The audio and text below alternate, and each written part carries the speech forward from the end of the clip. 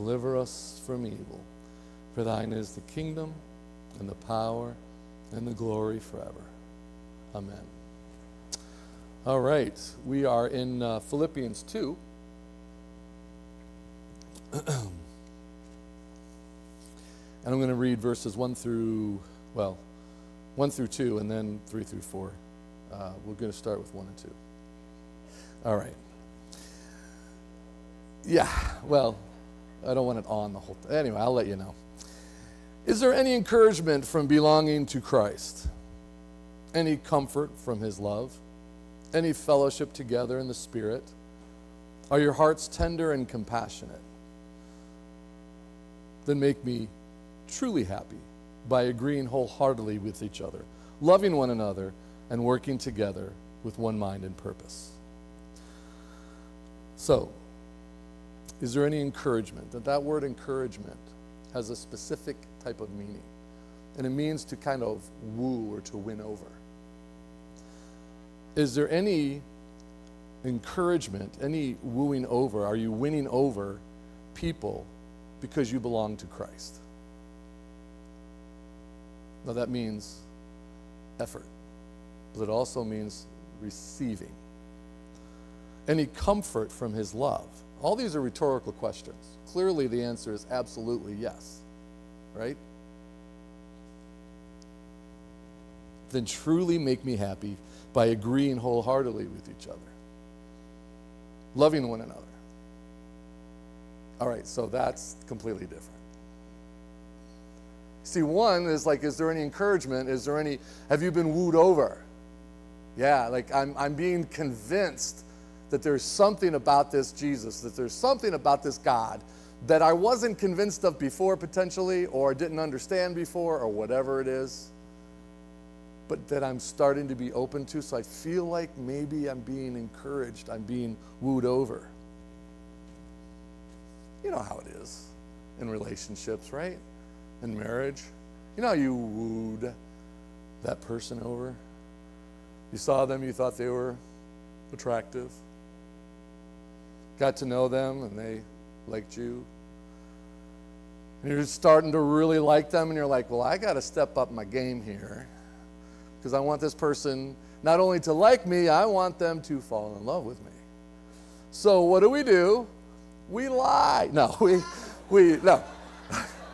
No, we put our best foot forward. That's what we do. Yeah.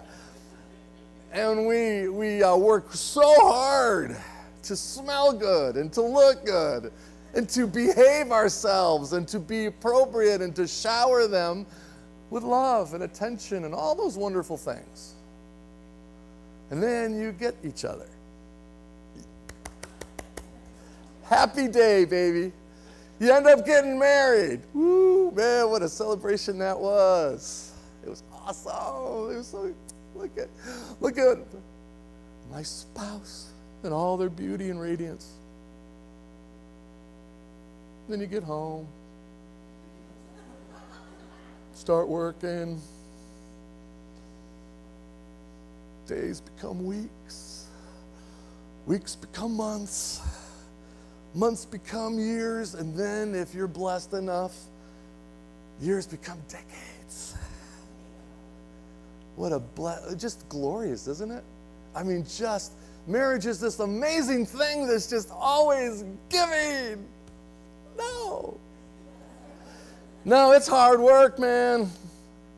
It's like, what happened to the woo, as in woo me, not woe is me, right? No, it's like this is what it's supposed to be about. It's like this relationship. It's like, when's the last time I felt encouraged by that person? When have I been encouraging to that person? When have I remembered how beautiful they are, or how wonderful, and how they appreciate, and all those things? You see, because in relationships, you come into a church, and I'll be honest with you. This congregation is amazing. I've been in a lot. And this group of people, I feel like we're in the groove. I mean, I'm like, I can't think of anybody. I'm like, I just hope they don't come today. No, man, I'm like, and when you don't show up, I miss you. I honestly do. But all it takes is one person to become a curmudgeon. One person to suck on a lemon before coming in here. Right? How you doing? It's like, really? Like what? Like what's going, like how, no, it's like we give hugs coming in here. It's great. Because we care and we love, right? But it only takes one. Listen, any of you been a part of like a choir? All right, let me ask you this. Have you ever been to a elementary school orchestra performance? Yeah, okay, we all understand that. And what is that like? You're just like, yeah, that's amazing, and you're just inside like, oh, it's horrible. They're trying, right? They're just like, and they're just really trying, and the orchestra, and every parent out there is just so proud, right? Now, if you go to a Philharmonic and pay money and that sounds like that, we got a problem, right? Because they've grown, they've experienced this. I remember one time we were doing some rehearsal for worship, and the person playing the guitar, I don't know what notes they were playing, but it wasn't the right ones. And we were rehearsing, and it was like, bow, bow, bow, bow, bow. And I'm like, there's something wrong happening here. No, there's not. I'm like, yeah, there is. It doesn't sound right. There's something going on right now. And they were lead guitaring, right? This electric guitar, and it was just like not sounding right. But they were convinced it was fine. Until I guess they heard it. You see, because it just takes one person, everybody else can be in sync, right? And then just one person has to come up and be a sour note. If you're trying to sing harmonies, I can't sing harmonies. Bill's great at harmonies. Lloyd is great at harmonies. There's a few, I'm sure there's others of you that are great at harmonies. I'm not. So I usually play the melody line, right? I sing the melody line, and then someone else can harmonize, and it could be wonderful. But if you can't, I remember there's a person in my life that said I knew them. They said they had perfect pitch. And I was looking that up because I guess perfect pitch is you can hit just like every note or whatever. I don't know. But I'm like, and I'm thinking, you might be perfect pitch, but you don't sound good. Like maybe it's a tone then. It's off. Maybe the pitch is fine, but the tone is off. But there's all it takes is you can have this beautiful and it just sounds really melodious, and then one person's like, which evidently is Judy in the group. I don't know. She tells me every time, you don't want me singing, Mike. I'm like, no, man, make a joyful noise. No, I don't think so. It is if you're joyful. But all it takes is one person to come into a group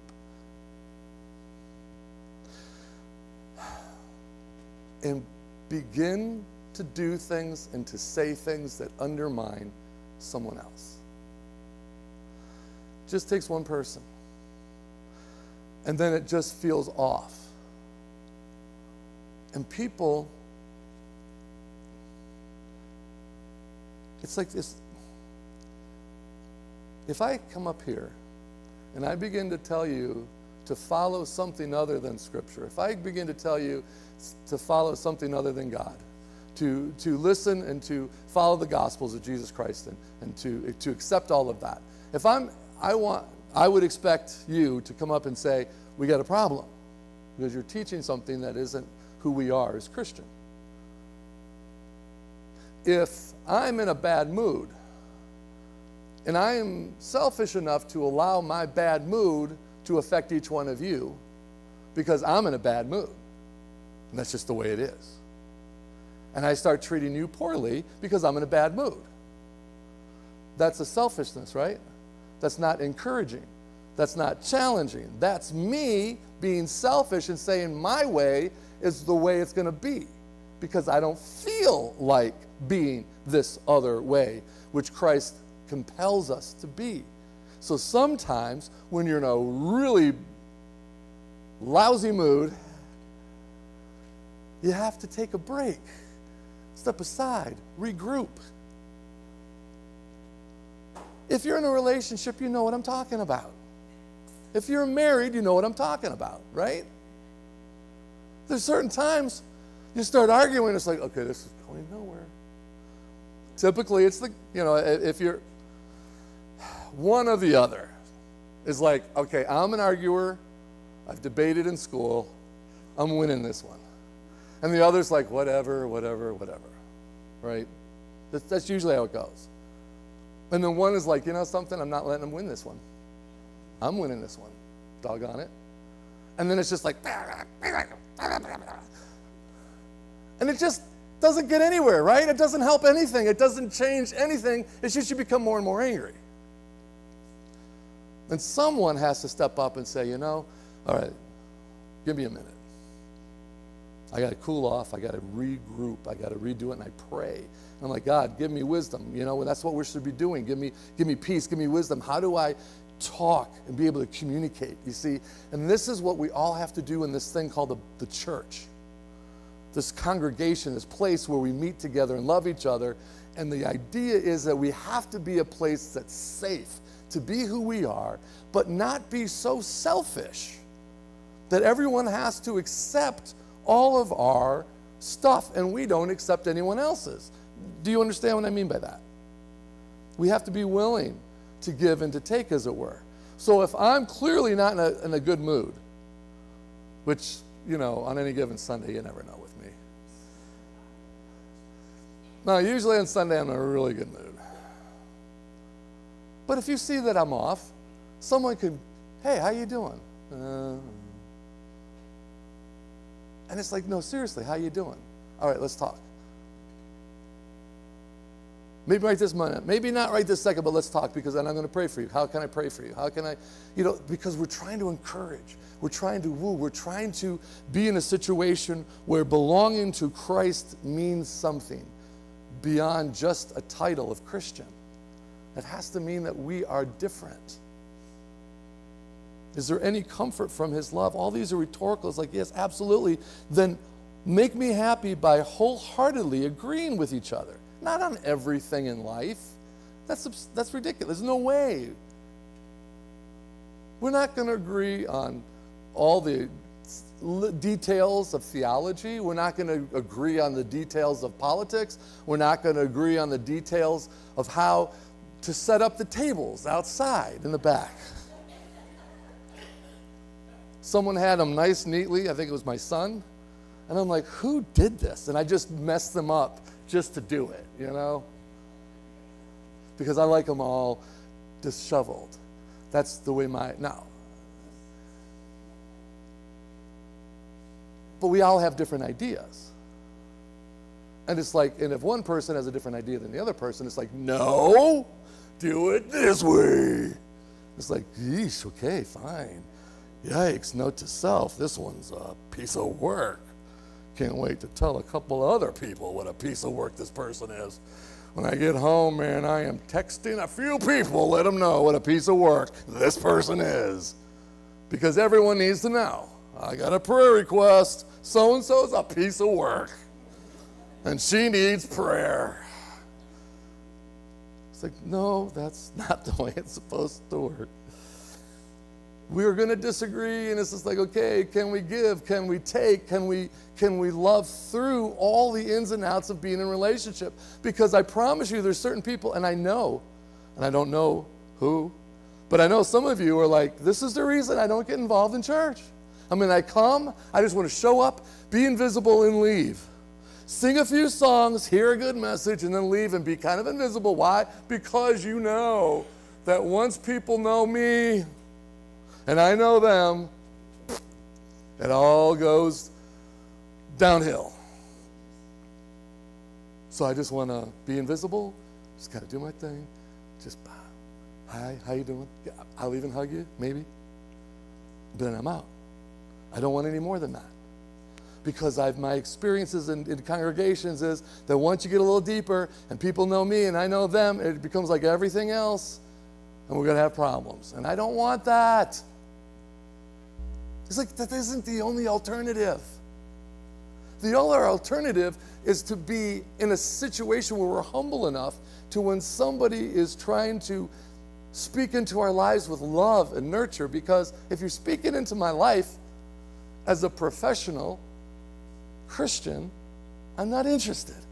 You know what professional Christians are, right? They're the ones that got everything together. They know the Bible, backward and forward. They know everything, and they're going to tell you why you're wrong. And they'll usually have a verse to go with it. That's not what the Bible's for. The Bible is for loving God and loving people, right? And to show us how to do that. So if there is an issue with somebody, and like I said, if I'm preaching something that's wrong, I want you to talk to me, but I want you to do it out of love. Not out of anger, not out of, I know better, I know more, or whatever. These are the things that God has to teach us, right? How to be humble and loving and accepting and growing and nurturing together in our faith and our relationship. This is what it means to be a congregation.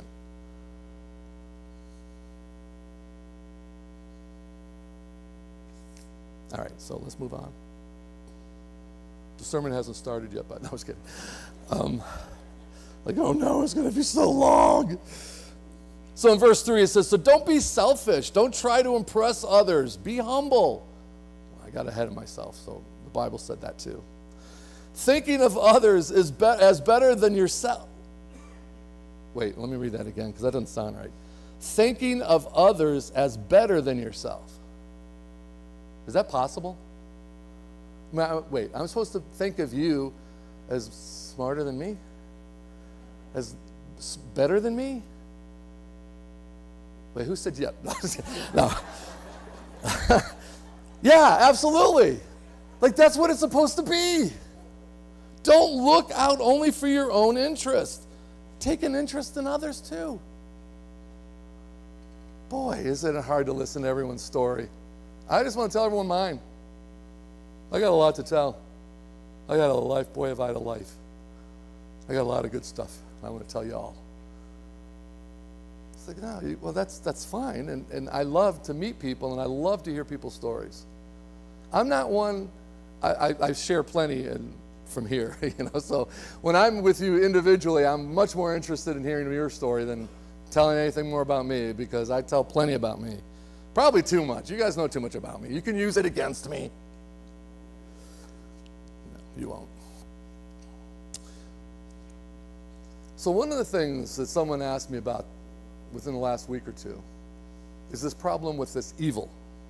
Where does evil come from? The reason why I'm bringing this up is because sometimes it feels like evil infiltrates something that's good. And you're like, so if God was good, how could there be evil? How could there, and first of all, I say the word evil sounds like the worst thing possible. And I think like darkness, evil has different shades. Because if it's pure evil, it's like pure darkness. Now I'm a city boy, so anything darker than a street light right in my window feels dark to me. So if there's not a street light coming through my window, I need the little night lights because I'm a very strong man who's not afraid of anything. No, I need night lights because I don't want to bust my toe, or you know what I'm saying. I just like to have light. I'm used to having light in my house. I've lived in the city. We had to have shades at night because the street lights were just, and it was that orangey pink color light, anyway. So you shut the shades and there's still enough light coming so you can see. And then you go somewhere else where they shut doors and there's no windows and there doesn't seem like there's any light until your eyes adjust and then you can see. And then there's all these various shades, and I know I've been in a cave. And they shut the lights out. And they let it sit there for like a minute or two which was very unnerving because your eyes don't adjust. Because there it's pitch black. It's like no light whatsoever. And I'm like, this is like a darkness that you can almost taste. I don't like it, okay? And I think this kind of idea of evil is the same way, because as St. Augustine said, the truth, well, his understanding was, evil isn't a substance. It's not something that was created. It's the absence of good, absence of God. So without God, there is evil. Like without light, there is darkness. No one shines. No one during the sunlight has a darkness flash. What would you call that? A flash dark? That all of a sudden it turns everything dark because it's not something that projects. It's not something you create. It's the absence of light. And evil, in various shades, is when good starts, when you move away from God, you become more shades of what we would call evil, or absence of good. That's why you see people who seem to be evil. You think of the Stalins and the Pol Pots and the Hitlers of this world, but then you know that there was people that loved them and they loved those people. And you're like, how can anyone that evil and know anything about love? And it's like, because I think there's various shades, right, of this thing called evil. And as Christians, I think we can bring darkness into a situation as we do not allow God to totally fill us. And there's little pieces of that selfishness that takes place, of that this is what I need and I'm doing it no matter what. And God's like, no, I need you to let go of that. There's those rooms in our lives, in our hearts, that the doors are shut. We open the main door to God and we say, God, come on in, please. Love you, love your work, love Jesus. Come on in, let's talk. Let's have some coffee, decaffeinated. And you sit down and God's like, well, thanks for letting me in. This is great. And you feel the joy and the love. But then he looks over at all these doors in your life and he's like, how about that door? Can I? It's a mess. No, really, you open that door, things are going to fall out, okay? It's a mess. No. I really want access to that room. I want to help you clean it up. You see, because he knows that behind that door are things that we keep locked away that maybe only we know about. The hurts and the pains and all those frustrations. But we open the door and we go in there and we play with that stuff. And we try to straighten it out. We try to fix it up so it doesn't all fall out. Because we don't want people knowing how hurt and broken we are. So we try to make it look like everything's so perfect because we only show this much of our houses, just this much of my heart do I allow anybody to have access to. And God's like, listen, if you want to know me fully, you have to let me in. Everywhere. It takes time. He's not forcing your hand. He's just like, but every time you come into a situation, you're bringing all of that baggage. And when you come into a situation where people love you, if they truly love you, they're not going to run off. They're not going to run away from you, and they're not going to kick you out. They're going to say, hey, guess what? I got plenty of doors with plenty of my own stuff. I get it. So we're going to love each other through this, and we're going to help each other, right? Because God is saying, open these doors because I want you to have complete unity. I want you to have great harmony. I want you to have wonderful fellowship together. But if we're not allowing God access to all of us, there is these shades. I don't even like to call it evil because it sounds so bad. It's like, Dr. Evil. And that weird cat of his. And it's like, no, it's the absence of God. And so if we shut in that door, we're not letting God in. So guess what? It's dark in there. And he's like, I want you to allow me in. I will bring light to it.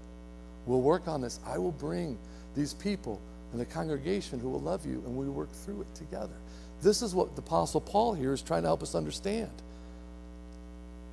We can't be selfish. We can't allow pride and willfulness destroy the goodness that is in us, that God has brought to us. We have so much to share with each other. God has gifted all of us with something. And he says, I want you, and I'm pretty sure he says he wants you here, but, I'm not God, so. But I want you here to know that these people love you, and I'm going to love you. And we're going to work through all these things together because we're family. It's not like, hey, we have this progression of being godly. So you start with Christianity 101, we do the class, we take the test, we pass, we step 2, Christianity 102. Christianity 102 means that you're a little better Christian. Not quite there yet. Actually, you got really long to go. I, as pastor, I'm like on 501 and a half. So maybe we can, I'll always probably be ahead of you because that's who I am. No, that's not how it works, right? We're just working together. We're learning together. I might have more education, and I've gone to seminary and all that kind of stuff, so I have some more education, but I didn't agree with everything in seminary, so now I'm different because I've studied other things, and God has led me in certain ways, and so now it's like that's how we do it. We grow together. We learn from one another. But it takes humility. It takes patience. It just takes God's love in us. All right, let's pray.